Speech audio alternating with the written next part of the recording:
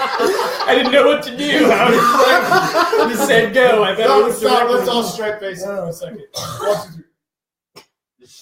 And we're live. I guess I should share this. We're actually live this time. Yeah, it's not a joke. It is real.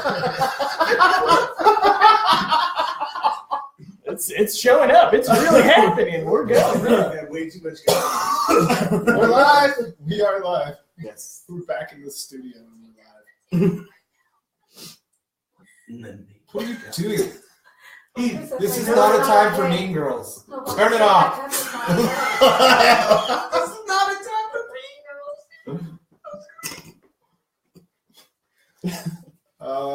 Hello. I'm sharing it. I'm sharing this video on my timeline, and it said like just share now with friends. That's me. Yeah, or add a thing. So I put, hey, look, that's me, because it's live. So then people will be like, oh, look, that is him. That's how I'm gonna pull them. That's the plan. That's where the viewership's gonna come from tonight, everybody. Michael Welch is too much in the studio right now. He has finally finished the burger and onion rings on that plate as of a couple of hours ago. That thing was huge, man. Yes, it took him like the whole past week. It's been advertising just to eat that whole thing. That picture was actually taken when me and Bryce first moved back to Lubbock. So if it took me that long to eat that thing, I don't think I'd want to keep eating it. Yeah, it was 3 months. No, not What's up, guys? As Aaron said, we are live up here in the evening show studio. We are back in the studio, back behind the big old desk. It's all Thanksgiving Day decorated around here, and yeah, we worked hard and long on it. It actually took about 5 minutes. No, it took about a good hour or so. But it was good. Feeling blessed. We're very happy to be here in the studio with Jesus Christ and all you viewers, and most of all, Michael Welch right here, man. Thanks, man. Don't say most of all after you said Jesus Christ, though. I don't want to get a hierarchy. That's not what I'm here to do. We're very happy to have you here, man. Thanks, man. I'm bad. excited to be here, man. I can't even lie. I've been looking forward to this all week. That's I can't awesome. even lie to you. We've been looking forward to having you too. But guys, welcome. This is episode 29. We are so. Hey, what's up with the angry face? Angry face? No, Someone's angry. I think it was Bryce Woodison joined. Bryce Woodison is the only person who's joined. I've been inviting. I did not do an angry face. And Bryce Woodison's Woodson's in the studio. It's a ghost, all right. It's a ghost. Yeah, let's say hello to our live studio audience. At least once an episode. Oh, no, it's Roman Perez. Dude, Roman's watching. It's probably Roman, dude. It's probably... Shout out to you, Roman. Attaboy, Roman. No more angry faces. We love you. Episode 29 in the evening show studio. We're so excited to be here. Come a long ways. Can't believe tomorrow night will be episode 30. But as of now, episode 29 is about to bring the whole house down for sure. Because we got Michael Welch in the building. I don't know if I can bring the whole house down, man. I went into this thing prepared to take down maybe like one wing of the house, but if we're going for the whole house, I'm gonna have to really bring it. But that's the plan. So. Yeah, awesome, guys. We're really glad to have y'all back here again tonight. Thank y'all for whoever made it out last night on the show. It was a huge turnout. I think I looked a little while ago. About 3,000 people came and watched that show over the internet. We had a really great reception. We had people talking about that they were meant to be there, that Jesus called them to that show, and they were hearing messages that they needed to hear. We got in some prayer requests last night, and that was really awesome. A lot of good reception, a lot of friend requests, and we were able to friend y'all back. People made friends on the show last night. I know our friend Heidi was talking to Jackie last night, and then our friend Blanca was talking to another girl last night that was met over the show. Reaching out, Christian people reaching out, people that are actually looking for God in their life, that are reaching out, are getting a hold of some of our administration here at the evening show, and that's been really good. Y'all saw last night Anthony Castillo and his band came on the show. If Die Is Game. Two Die Is Game came on the show. Anthony and Blanca are both administrators of the evening show page as well. So hit them up on their Facebooks. They'd be more than happy to talk to y'all as well. I just noticed Andrew Shipley did say, "Hey, what up, yo boy?" And that's a thing from when we worked in Miami together. There was a young fella by the name of Yordi who every time we saw him, he was like, "Hey, yo, what up, yo boy?" And so I told Andrew when I was on here, I would say, "Hey, yo, what up, yo boy?" So there you go. That sounds like somebody named Yordi would say that. Hey, what up, yo boy? Yo boy. No, Yordi he's like one of my favorite human beings. Yordi, if you're watching this right now, you have a fan. Hey, yeah, bro, if Yordi was watching, that'd be awesome. I'd do the, he always is throwing out. Let me find him. Guys, we are in front of a live studio audience tonight. We have Steve-O Fortenberry in the house. I invited What's up, him. you guys? I shared it. Glad to be here, man. I shared it to Yordi's page. So You know, it's cool.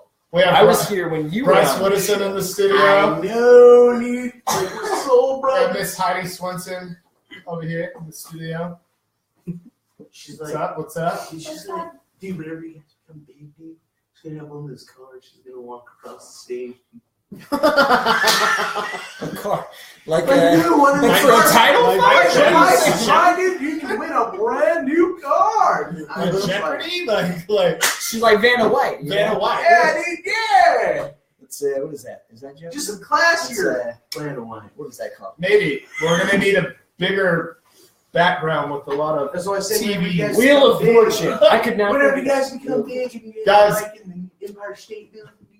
If y'all will, go ahead and share this video tonight. Like it. Stick around tonight. This is going to be an hour-long show. We're about 6 minutes in, so stick around till about 10:30 tonight. We have an awesome, very, very powerful Bible devotional coming to y'all tonight. These are awesome episodes. We have in special guest speakers that are just trying to minister the Word of God for a living. And these guys are full of knowledge and very powerful how the Holy Spirit moves through these guys when they speak. This month's theme is on sin, and we're talking about sin, learning what it is, why we keep sinning, what the nature of sin is, what the gospel message has to say about sin. Earlier this week, I led a devotional called "The Color of Sin," where I touched base on what sin actually is, and we learned and discovered that sin is transgressions against God's law and rebellion against God. Yeah. And we came to a conclusion on the show that sin is black because darkness is the absence of light. And so right. That's the color of sin. It'd have to be black. I'm with that. I like that. Awesome. But as we move forward into the series this month, we're bringing Michael Welch in tonight, and he is going to be talking about why do we keep sinning. And this is a really, really powerful episode to stick around and listen to what he's prepared for us. Y'all don't want to miss that. We're going to do, like we always do at the beginning of the episode, we're going to take a few minutes. My name's Tyler Yoakum. I'm Aaron Lester. We're your hosts for the night. Go ahead and like the show tonight. Share this on your own Facebook. Share it to a friend's Facebook that's needing to hear a message tonight that you might be concerned about, or you just know that's looking for Jesus in their life. This might be the right opportunity for them. So please go ahead and share this to their Facebook. Also, if you want to talk to us in real time, you have any questions for us tonight, go to the evening show page. If you're on a desktop computer at home or on your laptop, you're going to go right there to the evening show icon. Click on that, go to the page, like it, give us a 5-star rating and a review while you're there. I just wanted to do what he did, but I didn't even point at it. I'm getting good It's at it. over there. It's right there. It's over here. If you're on your mobile device, it's going to be above you or below you. Also, go look up the evening show on YouTube and subscribe to us there. We'd really appreciate it a whole lot. But we're going to take a few minutes here, guys. We're going to share this across the internet with some friends, family, and fans. Live studio audience, if y'all don't mind helping us out doing that too. And this will get the word of God out there, guys. There's a delay. I just noticed that. On my phone, there's a slight delay, so I watched myself pick up the phone. And now I'm pointing. Whoa! Ooh, I'm going to have to put that down. That's a little bit much for me. Prince Frog the poet, dude, because he's kind of weird. But Invite him. I know who that is, but it sounds like a guy who he's like a Hindu. might want to hear this. That's cool. Let's I should invite Prince Frog. That's what I did, dude. Sorry, dude. I have Rocking and rolling down to the beach I'm strolling. But the seagulls poking my head. Have fun. But the seagulls. Stop it now.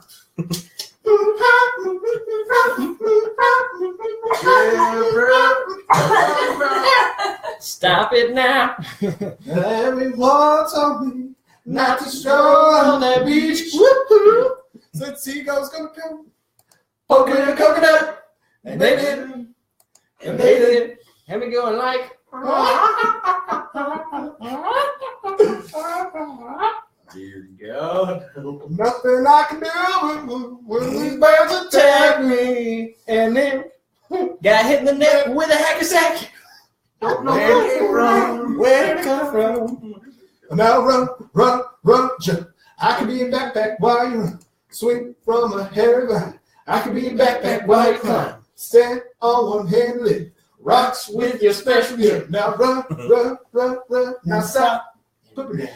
Oh, is that? I thought that was where he went. And breathe. Just like That's the second one. Like that. I like to groove and boogie. Yeah. Show you some dance moves. I'm all right. If I had your giant feet Out there on the beach, could outrun those birds. You're gonna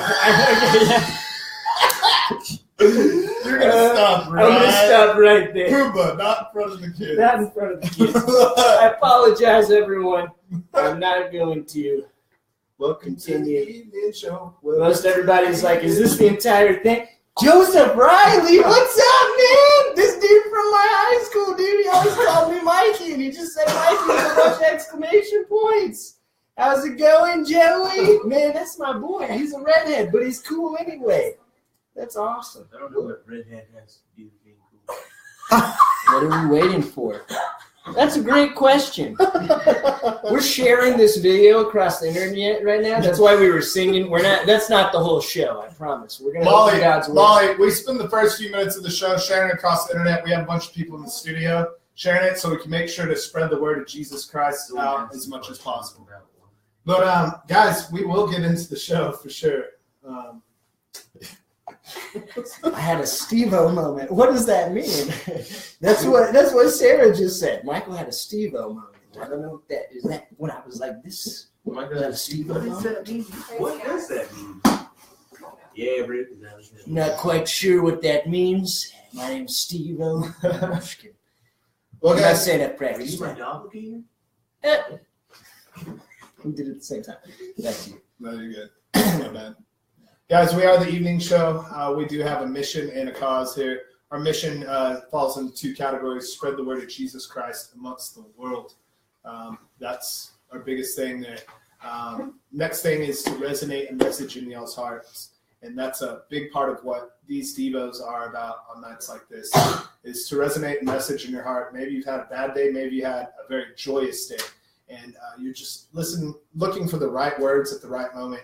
And we like to bring heavy scripture to y'all and bring Jesus Christ to y'all's hearts and minds. Share this right now onto your page and with a friend who's needing to hear a good word. And then we'll let you know about our cause. Our cause is we are a nonprofit organization.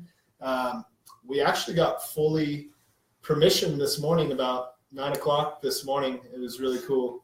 We're affiliating with Sunset Church of Christ and the Sunset International Bible Institute. We are raising money for solar power audio players that have over 600 plus hours worth of Bible content recorded on them, about 4 different languages. And these are sent with missionaries all around the world. It's about $500 a player. We got full permissions on starting up our own website for them and our fundraiser foundation for them. We're going to be doing a lot of stuff. Got full permission of it this morning. That website will be made this whole next week, and by the next show, we'll have a donate button up on our page, and we really hope y'all can just join in with us. Well, I'm going to be pitching in all my pocket change constantly all the time. You can talk about a good cause, man. I don't know. When I first heard about the solar-powered players, when I first came to Sunset, I was like, man, that is amazing because the batteries in those solar-powered players they can last like 15 years. Yeah, so like you stick them out in the heavy. sunlight and they just recharge, and you can listen to the Bible. It has commentaries on it. It's Worship got songs. So much worship songs, everything. And man, 43 courses from the Sunset International Bible Institute are recorded on that player. Right now, it's in 4 different languages: English, Spanish, Aramaic, and Arabic. They're right now working on a French version, and I can't remember the name of the language, but it's a Portuguese or no? no, it's an Indian language. Oh, it could be Hindi, or it could be Something with a P, I wasn't thinking with a P. I'm thrown off. maybe. But You're looking to me for answers. okay. But they are getting those languages recorded right now on those solar power audio players, and it's very, very powerful, very, very awesome. I actually got to witness seeing about 1,000 of them in a room today, and they had actual suitcases with like airport tags on them, and they're like loading up these suitcases. They said that they can fit around 80 radio players in a suitcase without Audio. Audio players without hitting the 50-pound limit, and get those shipped out around the world with missionaries. And just one of those radio players, funds getting raised for one of those. Think about it. It goes to a country, to a person. They get registered. I saw cards of people who signed that they received those, and they're just people writing in different languages from around the world. And I got to see these actual cards today. It was really awesome. But just think about that. One audio player getting sent to a small village out in the middle of nowhere that has no electricity, no internet, no access to vehicles to get to towns that have these accommodations. They're basically living off the land in huts, having to walk and scoop up their own water every day, go bathe in rivers and stuff like that. We have missionaries that are getting these audio players out to at least one person in that village, and the whole village surrounds and listens to that one radio player. And that is the sole purpose of the evening shows, to spread the word of God around the world. And so we're very happy to bring that to y'all soon. Guys, we'd like to welcome Michael Welch to the studio. Yeah, he's going to be continuing our series this month on sin, as we discussed what sin is, and he's going to continue the series tonight, Why Do We Keep Sinning? Stick around for this. We got about another 45 minutes left in the show, guys, a little less than that. But here's the thing. On nights like this, on our Bible devotional nights, we have a rule. You pour your heart into it, man. Okay. No matter how long this episode goes, there's a message to be heard, and that someone needs to hear it. And so if this goes over an hour, so be it. We've had Bible Devo nights go an hour and 20 minutes, hour and 40 minutes, and the last one went 2 hours long. But we have people that stay here and stick around and listen, guys. If y'all have comments, we're getting a lot of them. What are we waiting for? Michael had a total Steve-O moment. Why is it always has to be? What did it say? Why does it always have have to to be? involve Like, you, be right? about money. People are hungry for words. Just preach. It was just a move on. We're not about money. We're a non-profit organization. It was somebody not really listening to what was being said. Take the words. Sorry, That was the Molly, moment I mean- for us. Sorry, man. Wasn't what it was about. Wasted my time. Sorry. Well, I mean, It's okay. your time belongs to Jesus Christ. Just let you know that, Molly. So, Melly. sorry for Hope it. you stuck around though, Mally. Yeah, stick around. Here's some good back. preaching. I don't want you to leave. She just seems like a nice lady. Yeah. Can't find the YouTube channel. Yeah, everybody. Yeah, our players. Thank you, Roberta. Yeah. Betty Walker, good to see you, lady, in here. Tell Danny we said hi. Michael, that's your hair. It's okay. It's okay. It's okay. It's all good. Bring some heat to the studio in here. It's all good, man. I'll tell you what, Spicy. Molly, I'm on fire for Jesus Christ, and he's got my back. Her name's Melly. You said Molly. Molly, I mean, Nelly. Nelly? Melly, I can't. With an F. Nelly. Melly, God, we just lost our studio audience. It's Just walked okay. in, just laughing. Melly. Oh man. I didn't hear y'all. I'm sorry. No. No, you're good. I'll let you know. Like, straight up, we're a nonprofit organization that raises funds to spread the word of God around the world, and that's what we do. And so, I hope that you'll be a part of that. There's no money that has gone into this show that hasn't been out of my paychecks from the job that I work to make this all possible. This desk that's sitting here, this desk is actually an entertainment center for a TV. So.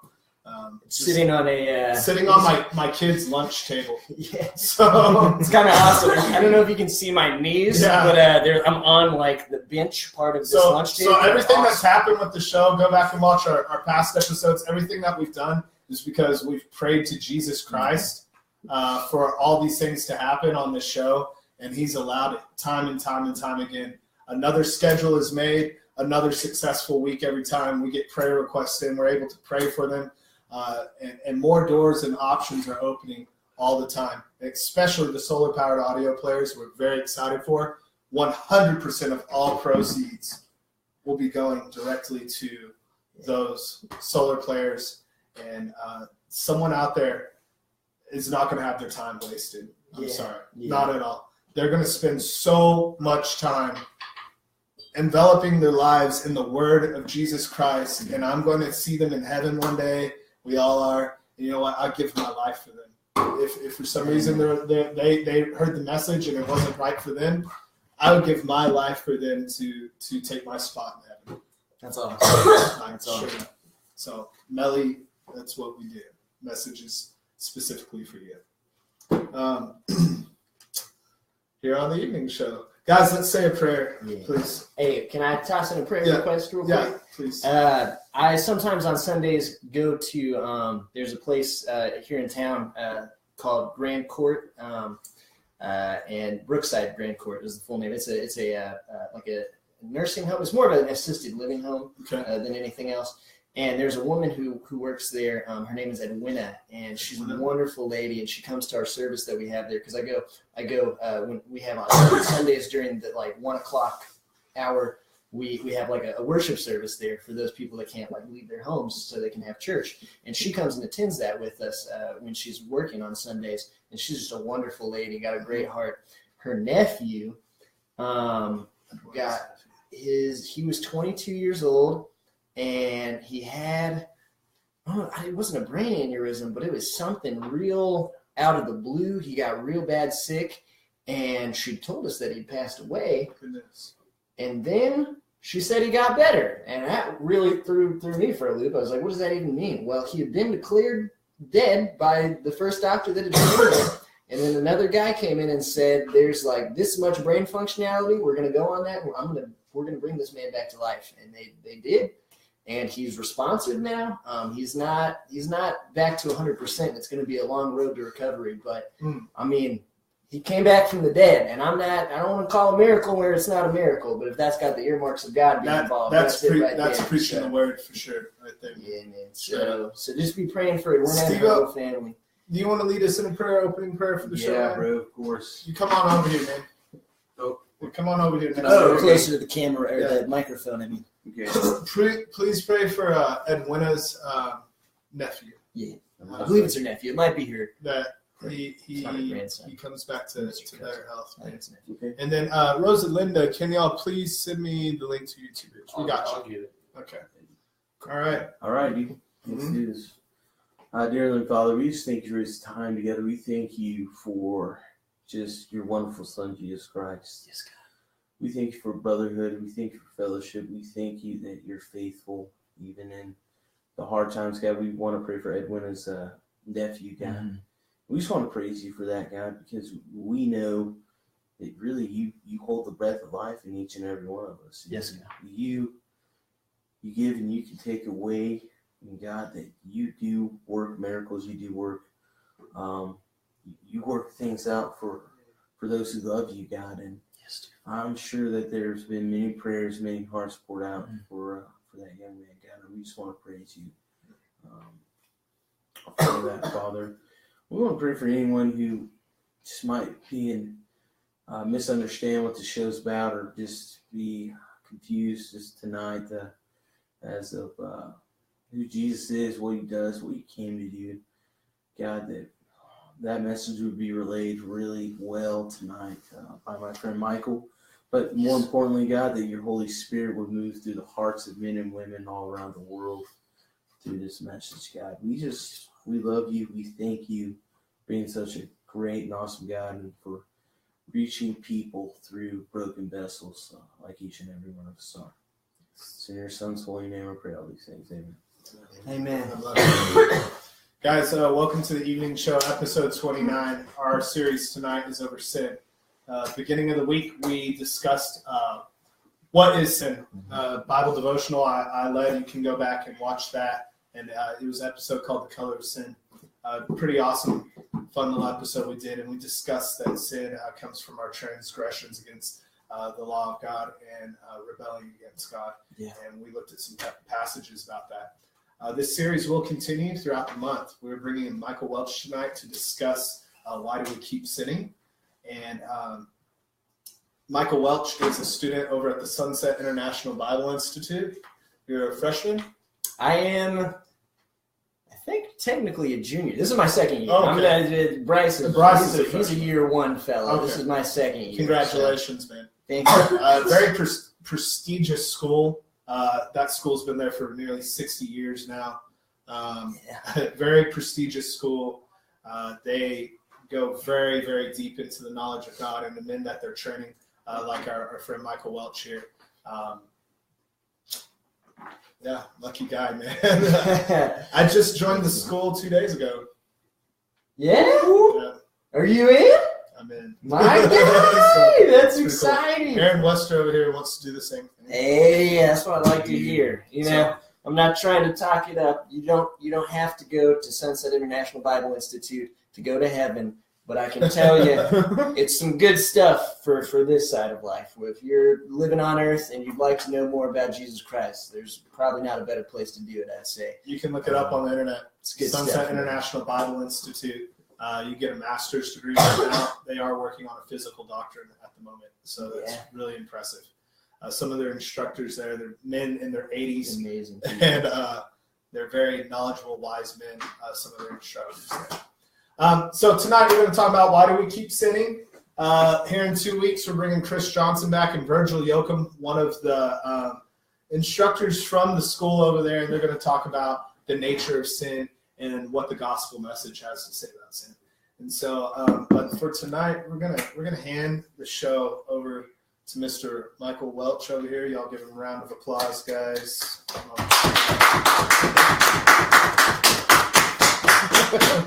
We love having you here, man. Thanks, man. Like I already said, I've been looking forward to this all week long. Pretty much since I met you guys. I met you at when y'all came out to Catacombs. And then it wasn't too many days after that Mr. Devo Fortenberry was able to be on the show, and I got to sit in the live studio audience for that. And I was like, I want in on this. I want in on this because I think this is an amazing platform to just have time to speak the word of God. Take it out of the sermon format. Right. Take it out of the whole 25-minute, 30-minute, I've prepared a lesson for you format, and just be able to get down into the nitty-gritty of the word. Yeah. I have prepared a lesson for you, but I'm probably going to go off of it, just so you know. It's kind of mostly scribbles. I just kind of put down some verses that were on my heart. Yes, sir. And, what's up, Donovan? Good to see you, man. We're glad to have you back from Honduras, brother. Donovan. I don't know you, but Donovan's I'm glad you're Donovan. Do you know Donovan? Yeah, he teaches over at Sunset. Yeah. Well, good deal. Yeah, him and Bill Tracy have been doing a class together over there. All right. Attaboy Donovan. Yeah. Anyway, I've been looking so forward to this. And I think one of the biggest reasons why is not just being on this show, but also the topic that I've been entrusted with handling today. Because you handled. I watched it this morning or yesterday morning. I guess it was this morning. I watched all of what you talked about on Tuesday because I wasn't able to watch it live. And I think you did a great job starting with, like, what is sin? Because before we can handle why do we sin, why do we keep sinning, we got to know what sin is, you know. And I think you did an amazing job at that, really getting down to what is sin. And so then the question becomes, why do we keep sinning? And that's a question that really it applies to both the person who's not yet come to know Jesus Christ and to the Christian. But I think for the Christian, that's a question that, I mean, we need to handle in our lives, because if we just keep ignoring, like, why do we keep sinning? Like, that's usually like a good sign that, you know, there's something going on, because I don't think Jesus, and I'll say this, I don't want to say that God didn't know that we would still sin even after becoming saved by the blood of Jesus Christ. The book of 1 John makes it very clear. He says, I write these things that you may not sin, but if you sin, we have an advocate, which is Jesus Christ.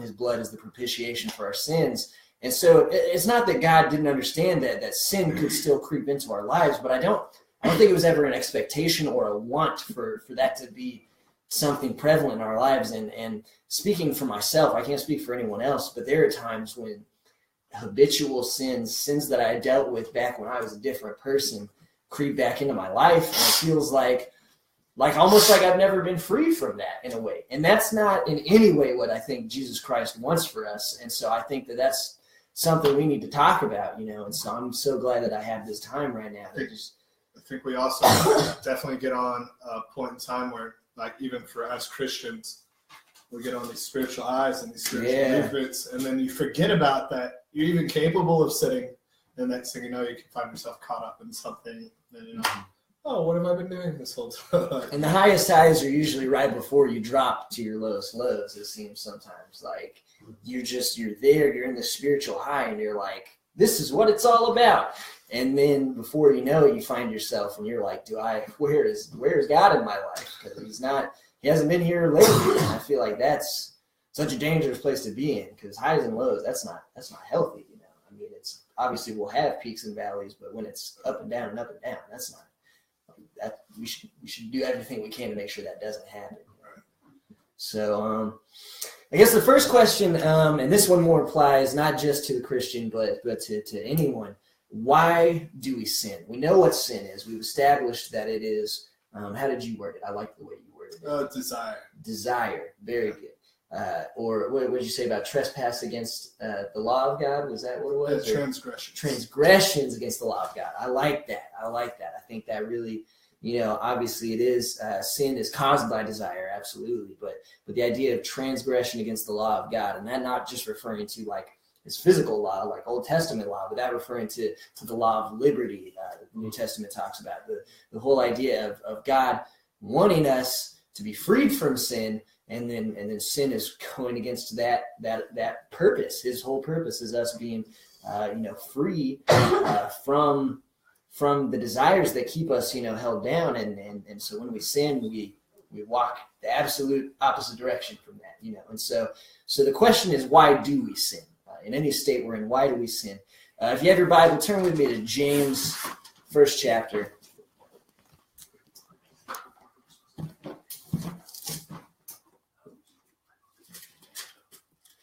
James chapter 1. We're going to start looking in verse 13. Let no one say when he's being tempted, I'm being tempted by God. For God cannot be tempted with evil, and he himself tempts no one. But each person is tempted when he's lured and enticed by his own desires. Then desire, when it has conceived, gives birth to sin, and sin, when it is fully grown, brings forth death. So first we have desire, like we were talking about. Temptation. Temptation is caused by the desires within you. Specifically, it says the evil desires, like the desires, selfish desire inside.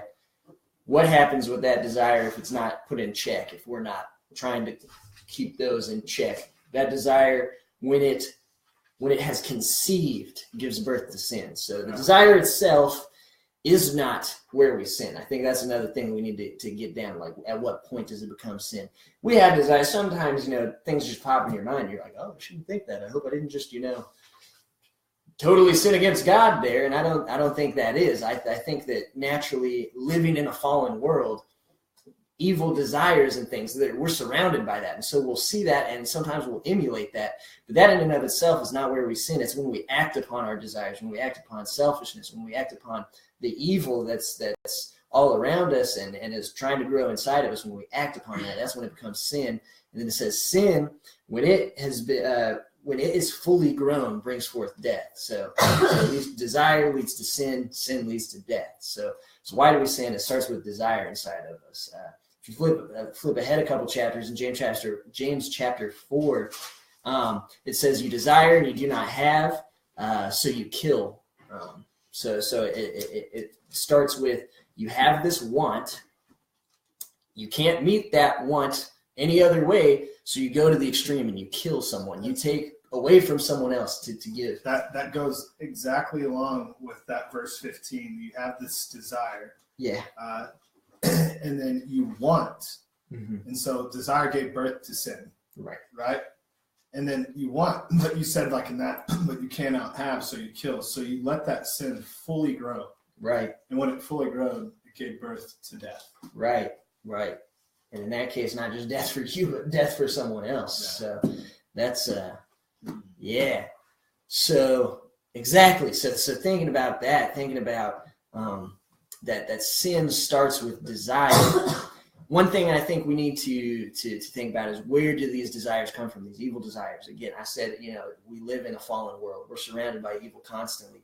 But I think that for us, a lot of our desires, not that they necessarily spur from lies, but I think that there are lies that we're told that foster those desires, that help those desires to grow into sin. So if you'll turn with me to John chapter 8. John chapter 8. We're going to be looking at like verse 44, somewhere in there. In John chapter 8, we have Jesus. He's the one speaking here, and he's speaking specifically to a group of Jewish people who are in listening distance. Let's start in verse 44. It says, let's start in verse 43. He says to them, "Why do you not understand what I say? It's because you cannot hear my word. You are of your father the devil, and and your will is to do your father's desires. He was a murderer from the beginning and has nothing to do with the truth, because there is no truth in him. When he lies, he speaks out of his own character, for he is a liar and the father of lies." So we're getting this image by Jesus. He's saying, why don't y'all know who I am? I'm talking to you Jewish people. I am a Jew. I'm speaking directly to you. You should know who I am. You've been given the law. You've been given the prophets. Everything that God has done so far has pointed to this moment in time, this moment in history where he's trying to redeem you, and I'm the one to do so. Jesus Christ, he came to be the Redeemer. And so when he looks at them and he says, what is it? What's the holdup? Why are you not seeing that I'm the one you've been looking for? He then says to them, look, you're not of my father, because my father's made it very clear who I am. So if you're not of my father, you're of your father, the devil. And then what does he say about the devil? He's been a liar from the beginning. He's been a murderer from the beginning. He's the father of lies. Nothing he speaks is truth. He speaks out of his character. So everything he speaks is lies. And so thinking of the fact that Satan thrives off lies, everything is lies with Satan. I think that a lot of the time when we sin, when we have these desires that lead to sin, the reason why we act on those desires, the reason why we take it to the next step from it just being desire and it going into sin, is because of a lie that we're either telling ourselves or someone else is telling us. We're being told a lie. We're being told a lie. Absolutely. For instance, I have the desire for women. That is a natural thing. Everybody, I won't say everybody's got it. I don't want to make that statement. The Apostle Paul made it very clear that he didn't need a wife, and so, more power to him. But for most men, speaking in my experience with men like women. That's a thing. And that in itself is not wrong. Now, evil desire might come in and say, like, man, I want to get with this honey over here, as the youngsters say. Using a little of that lingo for you kids. Get with this honey, okay? Now, what is it? What is it that I'm being told that would make me go to the next step and say, I don't care that God has said, don't fornicate, don't have sex outside of a relationship that's much deeper than just physical contact. What is it that makes me say, I know that is not correct, that I'm kind of degrading this woman by making her just an object for me to, like, come at sexually? Like, what is it that makes me go from saying this is wrong in my mind to saying, yeah, but I'm going to do it anyways, which is where we sin. And I think that is, for a lot of men, we're being told that you can't be, I'm not sure how I should word this. We're being told that you are, that your worth is in either the women you sleep with, or you're being told that you are not complete without someone else, that you cannot be a full human unless you have that companionship. And it's interesting how Satan works. He'll take a truth of God and he'll change it just enough that it becomes tainted, like not correct. Obviously, when God created woman, we have the Genesis account. We have Adam, and wow, that's a squeaky chair. Move forward. It's fine. No, it's all right. We're just trying to do a TV thing here. I'm just kidding. No, but in the beginning, we have Adam, and God looks at Adam, and God says it's not good for man to be alone. And so he creates for him someone, not just that he can be with sexually, though that's obviously part of it, because he talks about the two became one flesh. But more than just that, he has someone to relate to him on a mental level. He has someone else who, like him, has been created in the image of God, and so he can share with her on a mental level, on an intellectual level. She meets his needs in more ways than just physically, but she meets those needs too. She's literally the full package. That's what Eve was created to be for Adam. And so we take this idea of woman has been created for man and man for woman. They're two parts that can work together in harmony. And when the marriage relationship as God created it to be is in perfect harmony, the man is spurring the woman on in trying to be more like Christ, more like God. And the woman is spurring the man on in the same thing. And so they're not just growing closer together, but they're growing closer to God. And then they have this firm, wonderful relationship. And it's not wrong to want that. It's awesome to want that. But we're told the lie that you are not a complete person until you have that, which is not biblical. Clearly, in 1 Corinthians chapter 7, Paul says, I wish that you could all be like me. Now, granted, that's in a very specific context. There's a lot going on in Corinth at the time. But he says, I wish with the things that are coming, with the tribulation that's coming, I wish you could all be like me and not need a woman. Because right now, my focus is on getting through these tribulations, focused on God. And I wish you could all be like that. But for those of you that can't, for those of you that need someone else, like, don't put yourself in a situation where you're going to cause yourself to potentially sin. Like, go get married and have someone. I think he says that for two reasons. I think he says that because, if you're not married and you're having sex, now you're going outside of what God intended for you in this relationship and creating your own kind of path here that's not God's path. But I think he also said that not because when you get married, all your sin problems go away. I think he says, if you're worried you're going to struggle with sexual sin, if you're worried you're going to fall into sin, get married, because when you're married, now it's all the sins that you liked to push to like the back, all the things that you could get away with not talking about before. Now you're married, and so it's not just you that's got to worry about that. So if you have problems, that's going to get put on the table pretty quickly, or you got to be really sneaky, and that's not good for a marriage at all either. So I think Paul says that like it's a twofold thing. Yes, it's because he's like, that way when you're married, you won't sin sexually, like by having sex outside of marriage. But I think he's also saying, because if you're already having troubles now, like, you need to get married, son, because then all your troubles are going to come out. You got this other person who's got troubles of their own, and then it's just going to be troubles all the time on the table, and you're eventually going to either fix them or you're going to, Right. not, and that's not the will of God for you not to. So pretty much your only option is to deal with your stuff. So I think that's part of why Paul says that. But my point in saying all this is we have this message from God that says, you can you can grow with another human, and that's a good thing. But God never says you are not a complete being without someone else. God never says you are not a whole person in my eyes. And I hate it. I hear it in songs and stuff. Like there's this one country song that's like Two Hearts, One Love or something. And it's all about like, I was totally incomplete. And then she came into my life and now we're knitted and I can finally be whole because of a woman. Okay, that's definitely not God's will in creating marriage. God does not want you to be complete because of someone else. God wants you to be complete because of him. And so we're told you can't be complete without somebody else. And so then the world comes in and says, look, you get your worth from relationships. And we say, yeah, I guess that makes sense. I'm down with that because I have a little bit of this truth that relationships can be beneficial to me.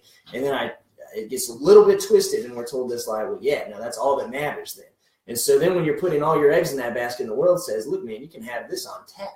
Like you can just go, get it, not to be crude, but daily, nightly, and ever so rightly. You know what I'm saying? Like you can go any time you want, you can be having sex. And you're like, huh. And it's not just that's like a desire of, wow, this is great for me physically, because obviously it is. But on a deeper level, the issue is you feel incomplete. And so you go after that, not just because you're like, oh, that'd be nice. Like there are lots of things in life that would be nice, but we don't do them constantly. And that's the issue with sin. When we keep sinning, it becomes a problem because it's not just a problem that we do once. When it's something that becomes necessity to our daily lives, habitual to our daily lives, to when you feel like something is missing, when you don't have that sin in your life, that's usually a good sign that something deeper is missing. I'll tell you, I love the example that you're giving, and the whole time you've been talking about it, I've been sitting here thinking about how that parallels to other desires I've had in my life, especially with addiction and stuff in my life.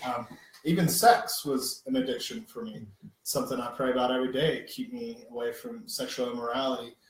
Pornography addiction, stuff like that. Drugs was a big thing, and it was a desire, something that I habitually would do every day. It became so normal for me.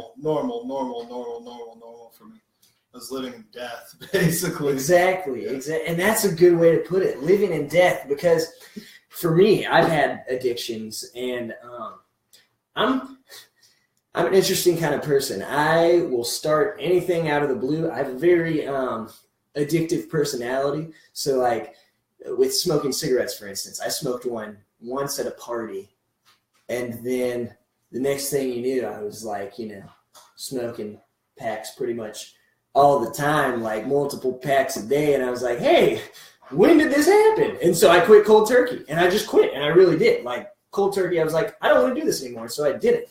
And so for a lot of things for me, that's how it is. I'll start something and then I'm like, oh, I can stop this on my own. And I just willpower myself through it. But for other things, it's not that way. I was first exposed to pornography when I was 8 years old.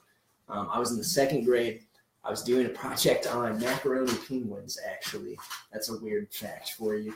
And so my mom told me I could use the computer because I was looking up facts on penguins. And that was when I learned that pretty much if you misspell any word in like a URL, it'll somehow link you to a porn site. And so then I'm just all these images in front of me, and I'm like, what is this? Oh my goodness, this is And so I got out of it really quick. I ran to my mom. I felt like I did something wrong because all of this evil was in front of me. And so I was like, I've obviously caused this somehow. And so I felt awful, and it was all bad news. And like, so that was, not an issue. And then come like fifth grade, when I'm like 11 or so, I was like, I wonder if that kind of stuff is still on the internet, just out of curiosity. Yeah. And then the next thing you know, I was addicted to porn. I can't even say was. I still am in many ways addicted to porn. Not that I watch it constantly still, but it is still something that I have to definitely guard myself against. Not just making sure I don't see it, making sure that, because technically in this world, I know it's not pornography, but they've got, Ralph Lauren and what's the guy, Michael Kors, all these kinds of ads for underwear these days that are just like in very provocative positions, and you're like, how can they put that up in the mall? Yeah, exactly. And so then you're like, I'm not going to expose myself to those things. And then you just walk through the mall and you've exposed yourself to those things. Well, now what do? Because oftentimes we treat the symptom and we don't treat that deeper issue, you know what I'm saying? Right. And so and it's not wrong to treat the symptom. Don't hear me saying that.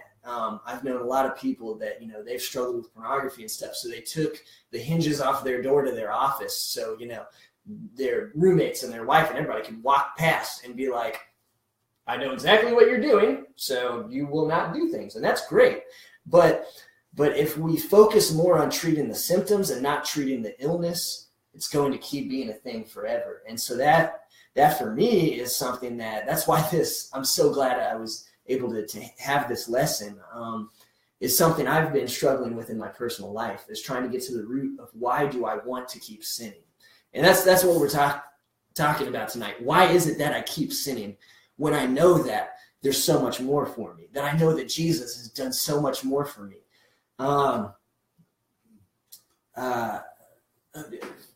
Galatians 5. Let's go to Galatians 5 real quick.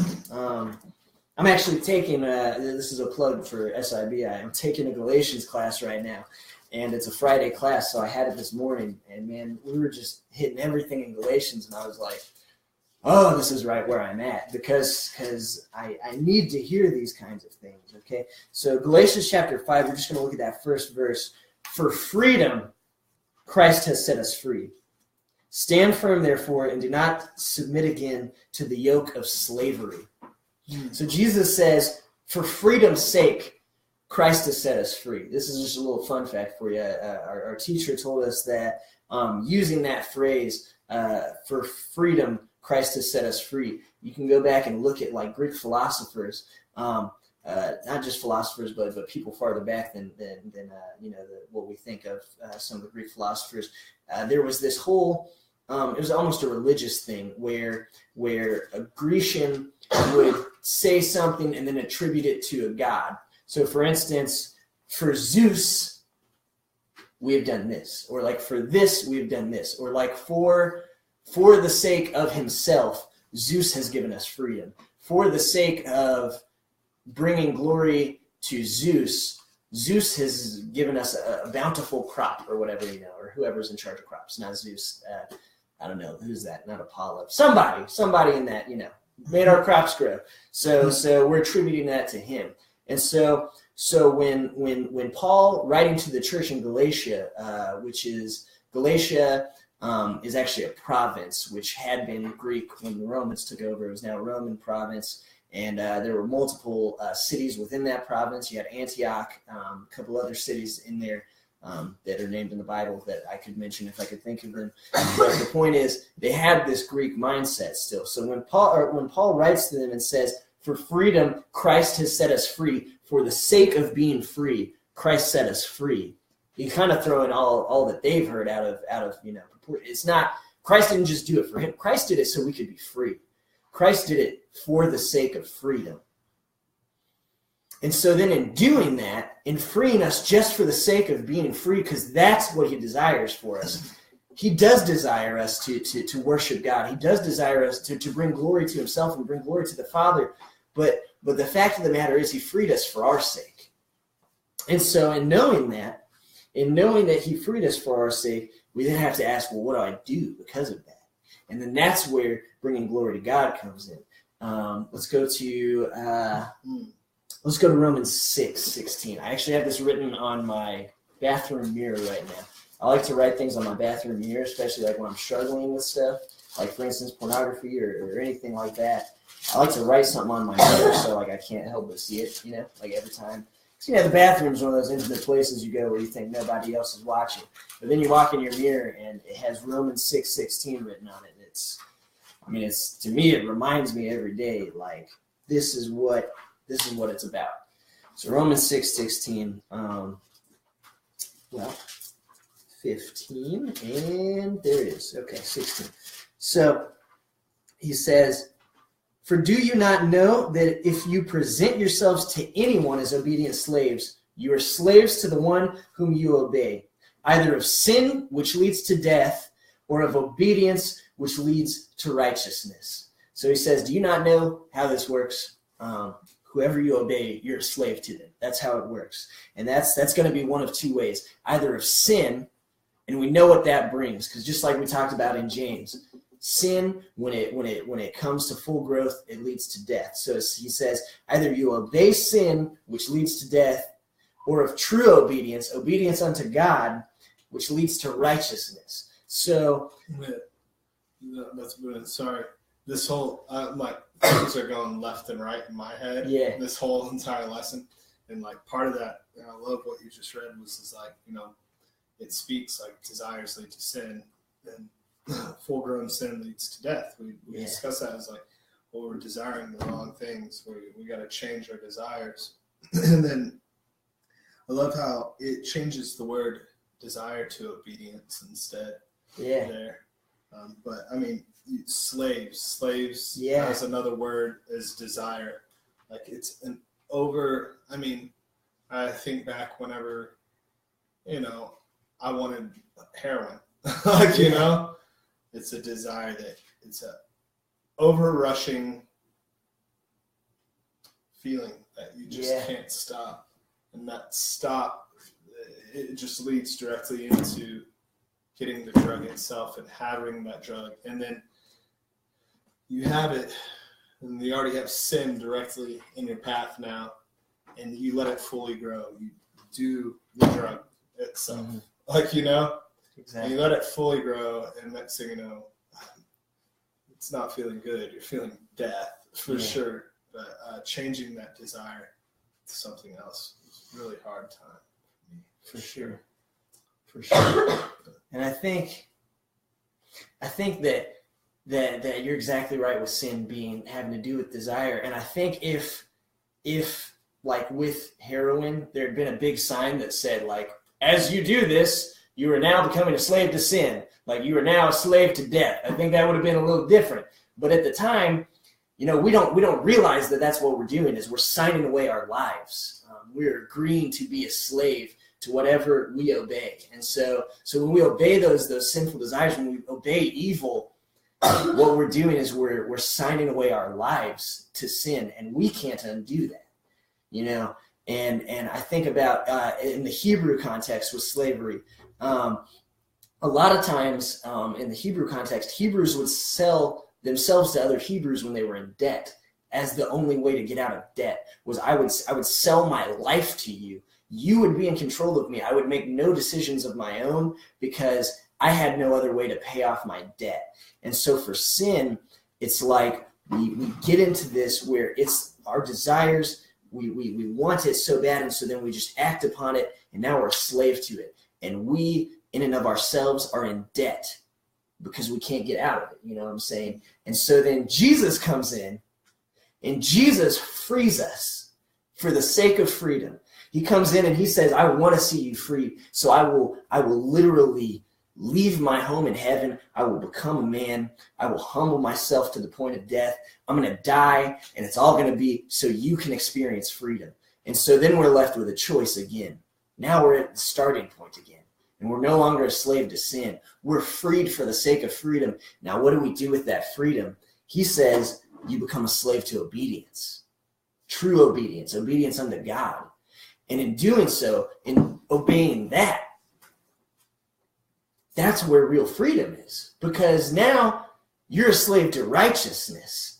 And when you're a slave, you don't do what you want to do. When you're a slave, like I said, your thoughts are not your own. Your choices are not your own. Someone else runs your life. So when sin's running your life, like we sometimes, I don't want to in any way badmouth the church. The church is the bride of Christ. Don't ever talk bad about the church, or you're talking bad about God's wife, and He's going to come for you.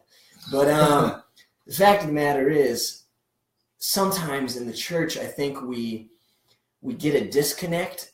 We've been free from sin for so long that we forget that we were just like every other sinner. And so we look at people who sin and we say, how could you do that? Why would you do that? We look at people who have heroin addiction and you look at them and you say, you didn't know that everybody pretty much who tries heroin either ends up addicted or dead? Like, those are your options. What were you thinking in doing this? And we don't look at them and say, there was something missing in their life. They were being lied to about something, and so they filled that hole with heroin. Just like I filled it with pornography or sex or whatever yours is. And then Jesus came in and freed me. I didn't have a choice before. When I was in sin, yeah, it made sense to do heroin because I was a slave to sin. When I'm a slave, I don't act on my own. I do whatever makes sense. And when you're in sin, the only thing that makes sense is more sin. But when you're in God, when you've been freed for the sake of freedom, and then you make yourself a slave to righteousness, you say, God, you have granted me freedom, and the only thing that makes sense to do with that freedom is let you tell me how to run things, because you're the only one who can free people from sin. And so when you submit to God, now you're a slave to righteousness, and righteousness is the thing that's making all your decisions for you. Why do we do good for people? Not because it's like, oh, well, I was a bad person, and now to make up for it, I'm going to do good for people. Then Jesus is not what saved you. You're saving yourself when you're trying to say, by the good that I do, I'll make up for the bad that I've done. That's not how it works. You will never make up for the bad that you've done. Don't ever tell that lie to yourself, because sometimes we sin by making righteousness something that's a have to do instead of a get to do. Yeah. I wanted to bring that into the picture too. A lot of the stuff that we've been listening to at the Well, when we were looking at the Beatitudes, in the very first one, blessed are the poor in spirit, or something. Right. But also, sometimes we need to watch out for where sin is actually getting us, because you have that shiny cup, right, as well too. I'm so holy. I'm so mighty. I'm so righteous. I'm perfect. The Lord would never look down upon me, because look at me. I read my Bible every single day.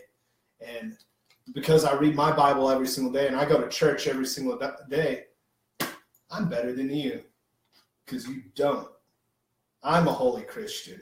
You're not. Mm-hmm. Now, where am I? Where has my desires led me? Right back into sin all over again. Yeah. And so, you know, if you're also...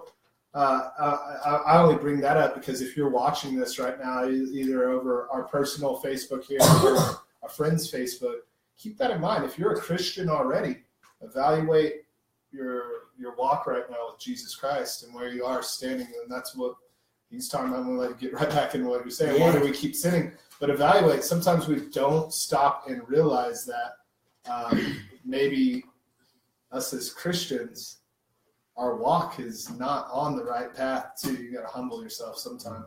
But, Absolutely. So just that there's a game. Did you ever play the video? There was a video game that came out, I think it was in like 2008 or 2009, called what was it called? BioShock. Did you ever play BioShock?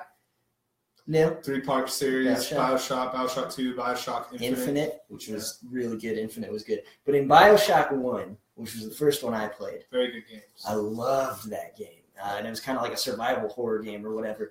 But through the whole game, your mission, it seems, is to go find this guy who you just are convinced is like the most evil guy in the entire world, and you're going to go murder him. Because like that's your job, because he's been like hurting all these other people. And so it's like you're justified in this fact that you're going to kill him. And then you get there, and spoilers for anyone who's going to go back and play BioShock. You're a little late. It's been out for a while. But years. But you get to where you think is going to be like the end of the game, because you're like, this is the ultimate bad guy. I'm about to fight him, and I'm going to win the game, and I'm going to feel justified for it. You walk in there, and he turns the entire narrative of the game up on its head. Because the whole time you're thinking you're doing this because this guy who's been helping you the whole game, who's been talking to you on like a radio, his name's Atlas, he's been telling you where to go. He's been telling you all these evil things that the main antagonist, you think, Andrew Ryan, that's the guy you've been sent to kill. He's been telling you all these things that he's done and blah, blah, blah. And then you get to him, and Andrew Ryan tells you, this guy that's been speaking to you this whole time, this guy Atlas, he is secretly... like he's brainwashed you, And he's using like this same phrase over and over to get you to do exactly what he wants you to do. And so he's a liar, exactly. He's Satan. He's Satan in the game, just so you know, kind of. But that's kind of where that analogy ends, because Andrew Ryan is definitely not God. He's not a good guy either, but he's not the liar who's lying to you. He's just kind of a not good guy, but he doesn't really deserve to die. Anyway, so you get to him, and he says this long monologue about, what is the difference between a man and a slave? And he says, a man chooses, a slave obeys. And so I've always loved that. Like immediately I was like, oh, like it tingled down my spine. And so that whole idea to me, a man chooses, a slave obeys. When we're a slave to sin, we sin because that's all we know. We obey. That's all we do because we're a slave. Sin says do this, we do it. Sin tells us you're not good enough, so we fill our lives with heroin, sex, whatever it is for you. Sin tells us you'll never be good enough, so quit trying, so we quit trying. But when we man up and say there is another option, when we choose to accept what Christ has given us, Christ has given us freedom. He has freed us from sin for the sake of freedom, but we have to accept it. He said, I've unlocked the chains, you're free to go. You still have to walk out of slavery. You don't have to be bound to bind yourself to sin. And so we have to man up and say, all right, it's time to go. It's time for something better. We have to choose to leave. So in that regard, a man chooses, a slave obeys. We're a man when we choose freedom. But then you flip it around, and now I'm free. What do? A man chooses, a slave obeys. If you agree to be a slave to righteousness, if you agree to say, God, you're the only thing that makes sense. God, you're the only thing that has the power to free me from death. Because like we said, sin, when it's fully grown, leads to death. The only thing that keeps me from death is you, God. I want to be a slave to you. I don't want to make my own decisions, because my own decisions put me in sin in the first place. My own decisions had me shooting heroin. My own decisions had me having sex with people who didn't care about me at all. My own decisions put me in a place where I could not grow anymore. I was dying inside.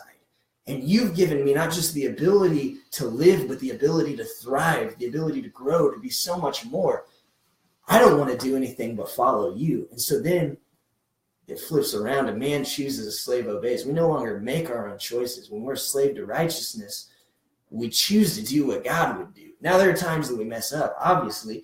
And again, going back to 1 John chapter 2, God understands that. He doesn't want us to sin. John says, everything I've written in this book, I've written so that you might not sin. Sin is the thing that we are trying to stay away from. But if you sin, we have an advocate. If you mess up, if you fall back into that, you're not immediately a slave again. Jesus Christ has freed you, and all you have to do is remember that you're free, and that is not on you anymore.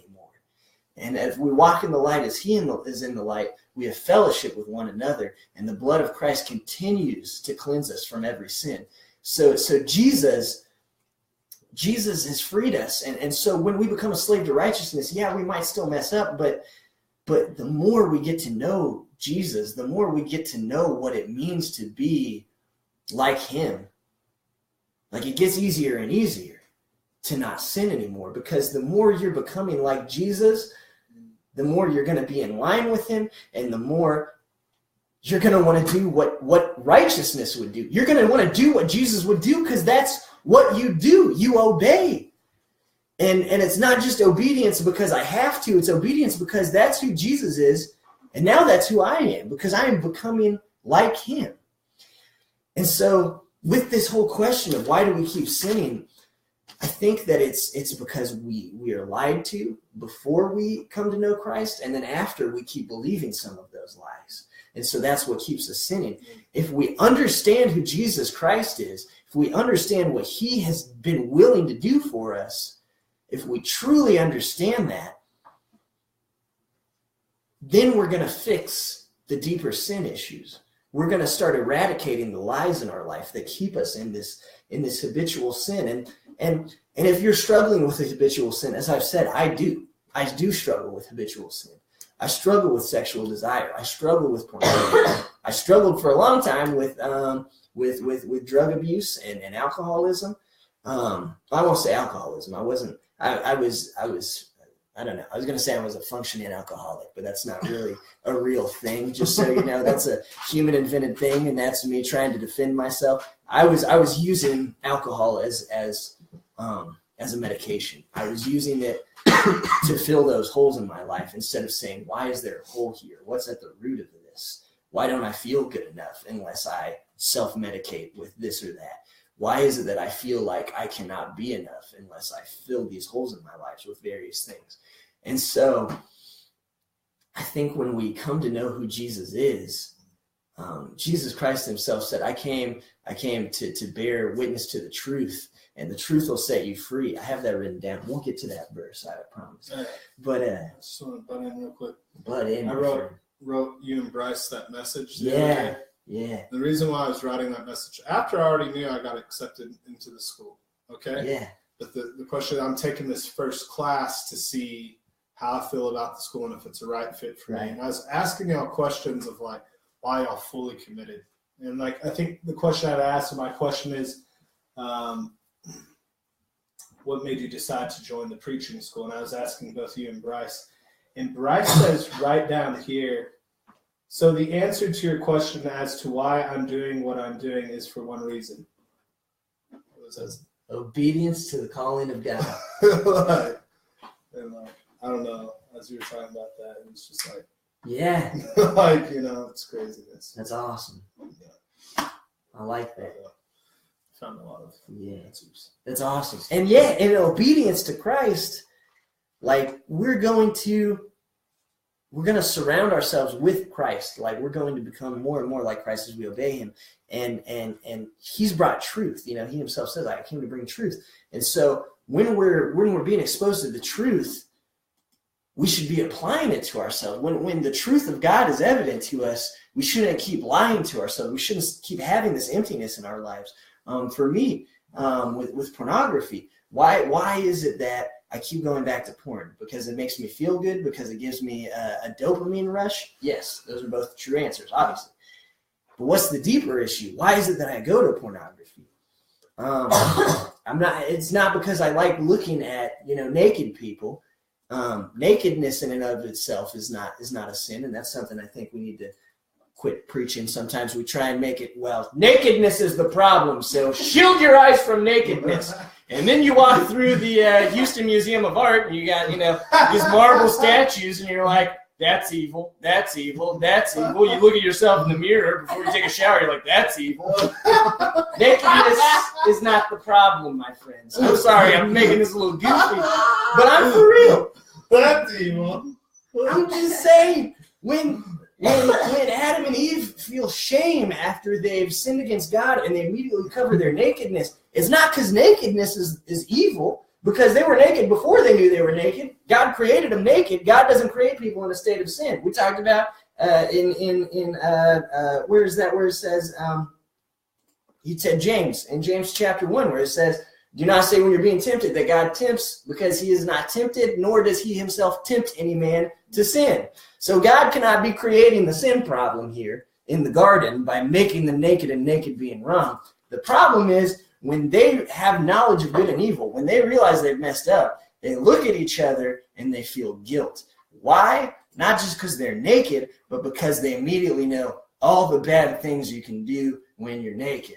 Like they, not just that, but they know all the bad things that they've, and they've realized that like they've been in the presence of a holy God and they're now filthy, and they're not just covering up their physical nakedness by putting on like, fig leaves or whatever. They're trying to cover up their nakedness before God in a spiritual sense. They know because they've walked with God. They know who this God is. I don't think there's any question in their minds.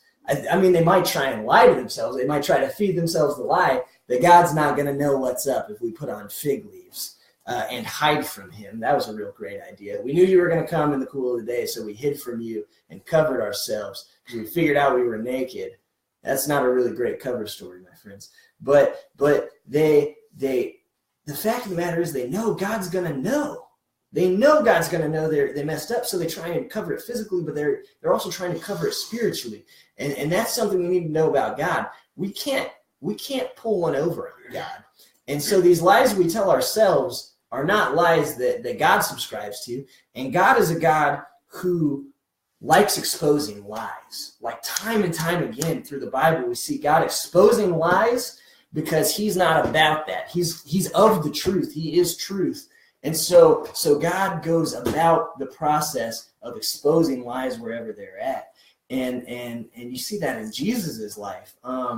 In John, the first chapter of John, Jesus, comes and John the Baptist is like, behold, the Lamb of God who takes away the sins of the world. And he starts his whole ministry. And those who are following John, they start following Jesus like immediately because they're like, this guy's got something different.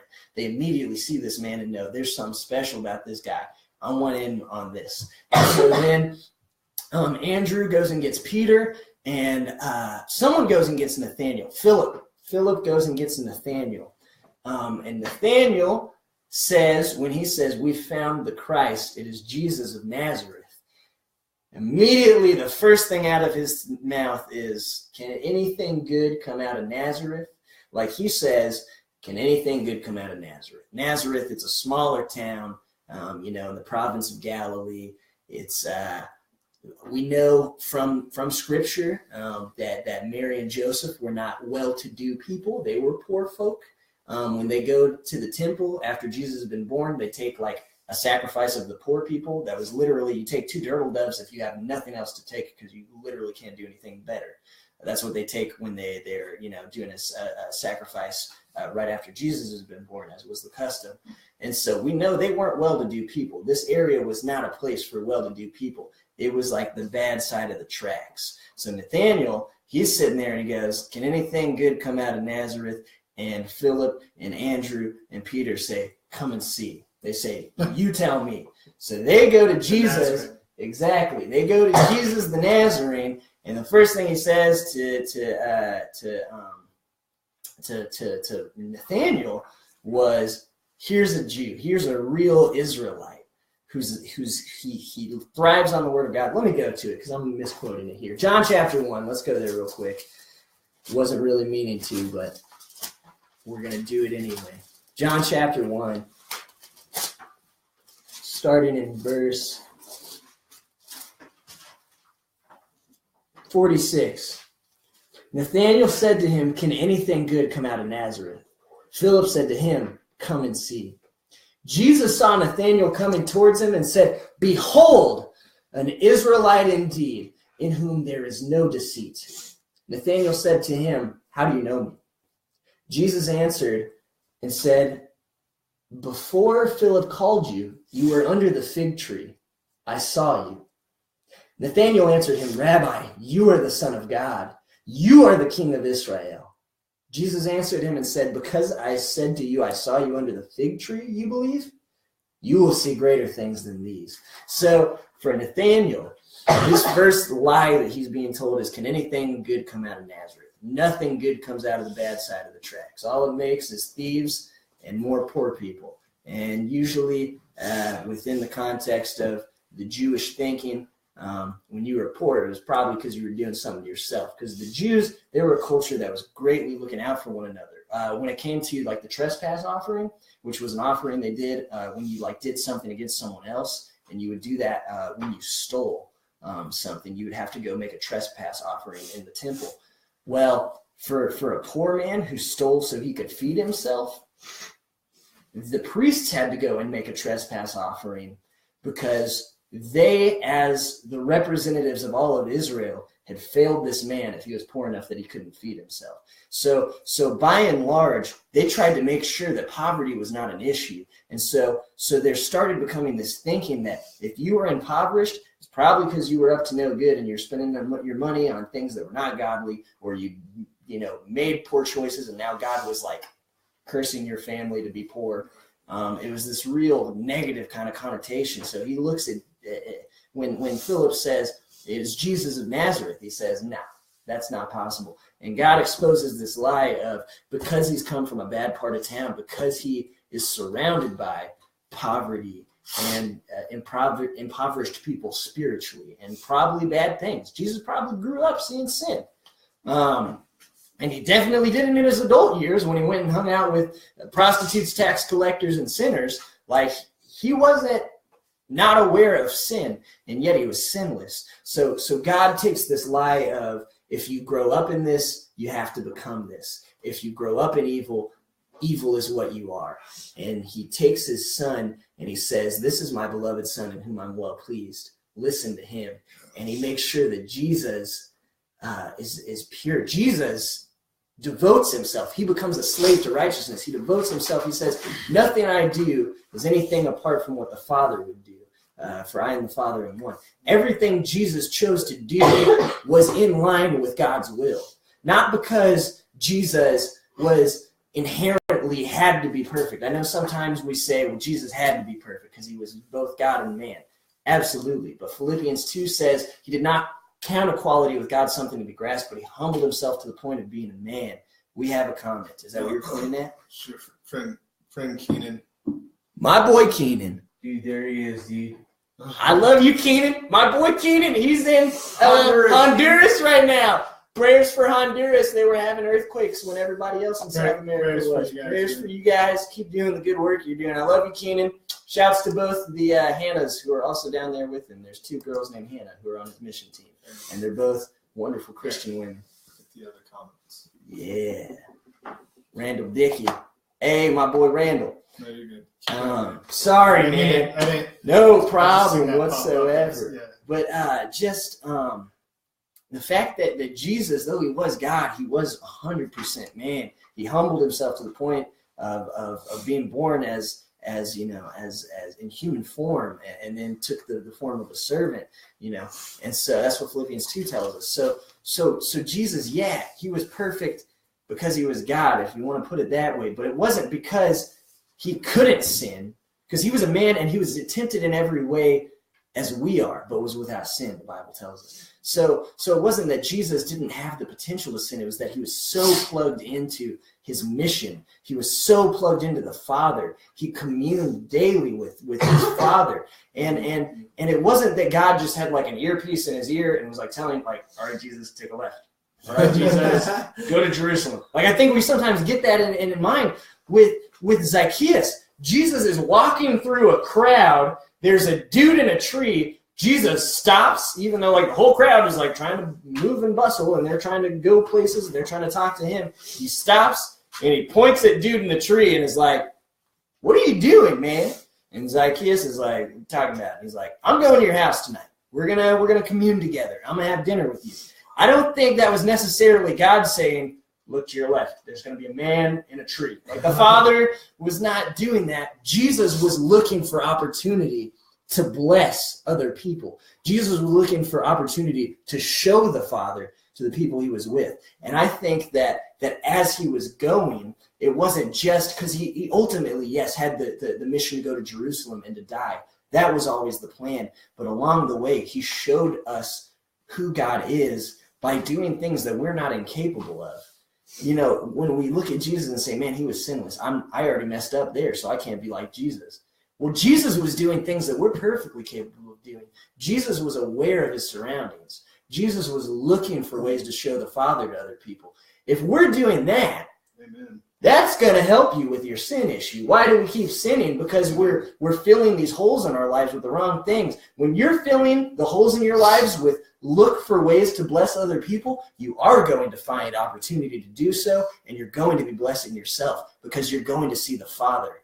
prayer. Absolutely. And prayer is a big point. We need to be praying. Absolutely. I don't know how to say that.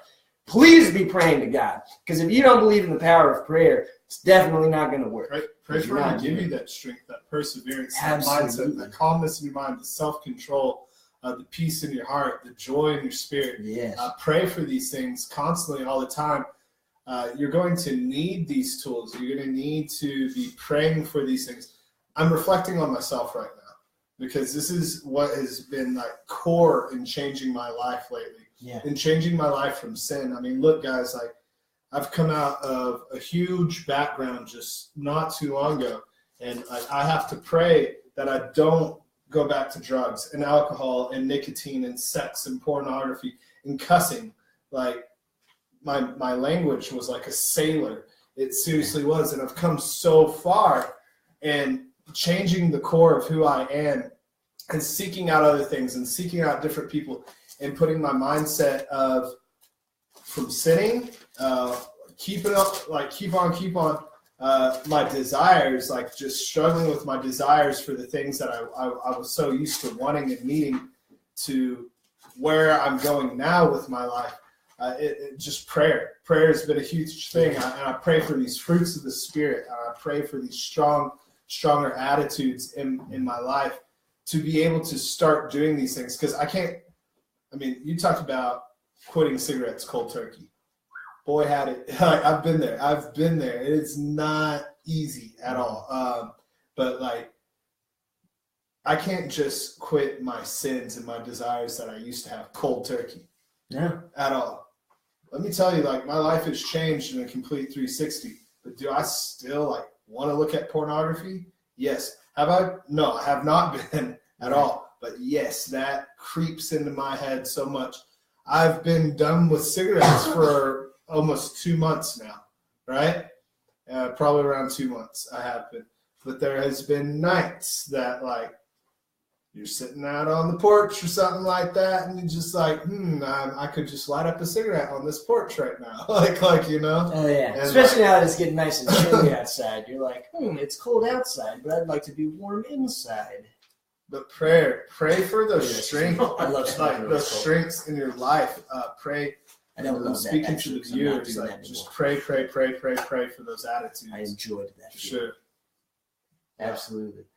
And man, I can't tell you enough how happy it makes me to hear that is what's happening in your life, that you are changing those things, that you have quit some of these things cold turkey, and you're doing everything you can to quit the rest of the things in your life, that God is changing you from the inside, and you're praying on it diligently. I love that you say you pray for the fruits of the Spirit every day. The fruit of the Spirit is something that, like, we should be having. If we have the Spirit, we should see the fruit. You can't. Where is that? Where's fruits of the Spirit? That's going to be Galatians chapter 5. Like, it literally 22. That's right. It literally tells you. I'm sorry that I have to go about it this way. I think I actually have it already.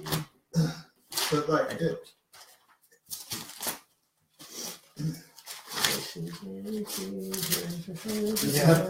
what I do. That's how, the only way I get it, man. I got to sing the song. Galatians. But and defeat. 22. But the fruits of the Spirit: love, joy, peace, patience, kindness, goodness, faithfulness, gentleness, self-control. Against such things there is no law. Those who belong in Christ have crucified sinful nature. Yeah. Since we live by the Spirit, let us keep in the Spirit. Let us not become. Okay. Maybe. Yeah, that what you just said is good too, though. Just right there, crucified sin. Like, those who are in Christ have crucified sin, I think is what you said. And so yes, those who belong to Christ Jesus have crucified the sinful nature, which we're going to be getting into that sin. With its passions and desires. There's that word. Yeah. Okay, but like, against such things there is no law. Okay, and like we were talking about what is sin. Okay, transgressions against the law of God. Right. So there is no law against love, joy, peace, patience, kindness, goodness, faithfulness, gentleness, and self-control. What are these things? These are the attitudes of God. Absolutely. These are like the core values of what makes up Jesus Christ. You need to be praying about those things, because, like I'm saying, you can't just do things cold turkey. Why do we keep sinning? Like, and why are you like change? Like, you can't just change out of that sin cold turkey. Right. Maybe I was just saying that to the viewers. Just keep Absolutely. in mind, pray for those things, because you need to apply those into your life too. I would say don't be afraid to, like, not just pray for when you're praying for wisdom, when you're praying for the fruit of the Spirit in your life. Don't be afraid to say, and help me see it, God. Because sometimes we need to see God moving in our lives. And I think we're sometimes, like, afraid to, like, tell God how to do his job. Don't do that. Don't tell God how to do his job. But when you're telling God, please do these things that you've promised me you will do, I don't see anything wrong with saying, and help me to see it. because when I see it, when I see that fruit in my life, and I'm like, there's love, man, there's joy. When I should be like last year, if this thing had happened to me, I would have seen no good in this. It would have made me angry and ticked off, and I probably would have hurt someone because of it. Now I'm looking at this and I'm like, man, I'm going through stuff, but look at the joy in my life because of Jesus. I've noticed that the fruits in my prayer, in my daily life, that the fruits of the Spirit go beyond the 9, beyond just the 9. The 9 are the core. It's truly the core, and you can spider web off those. But I'm talking about, I pray for strength too. I pray for perseverance, pray for obedience, pray for humility, pray for just any other thing that you can think of. They'll help you get out of sin. They seriously will. Yeah. Like it's crazy. Also in Galatians 5, like above where he gets into the fruit of the Spirit, because he's talking about there to the Galatians, he's talking about walking by the Spirit, not walking by the flesh. Because, there's this whole thing going on with people saying you got to be circumcised to be saved. They're in the church in Galatia, and he's like, are you kidding me? Are you dumb? Like, have you lost everything I've taught you? Because the only message I've preached to you is Christ, salvation